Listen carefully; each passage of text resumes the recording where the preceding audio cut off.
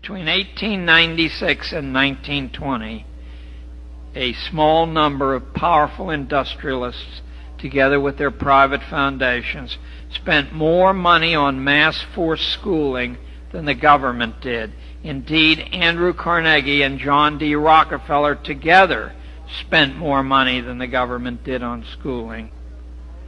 If you want to know the motives of this project, you need only read the first public mission statement of Rockefeller's General Education Board that was printed in its first report to well-wishers, issued in 1906.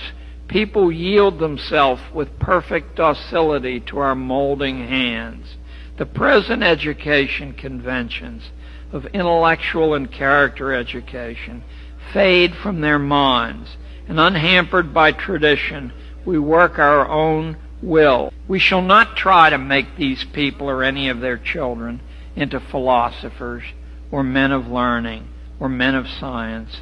We have not to raise up from them authors, educators, poets, men of letters. We shall not search for artists, painters, musicians, lawyers, doctors, preachers, politicians, statesmen, of which we have an ample supply. The task is simple.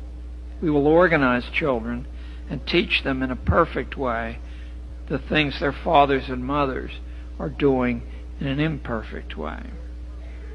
The real purpose of modern schooling was announced by Edward Ross of the University of Wisconsin in the same year that was written.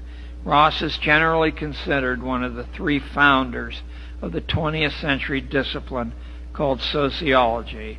And in a book bluntly called Social Control, Ross wrote, I'll quote directly, "Plans are underway to replace family, church, and community with propaganda, education, and mass media. People," he informed his readers, "are only little plastic lumps of dough." Another insider of modern schooling, H. Goddard, chairman of the psychology department at Princeton, called government schooling in 1920, quote, "the perfect organization of the hive."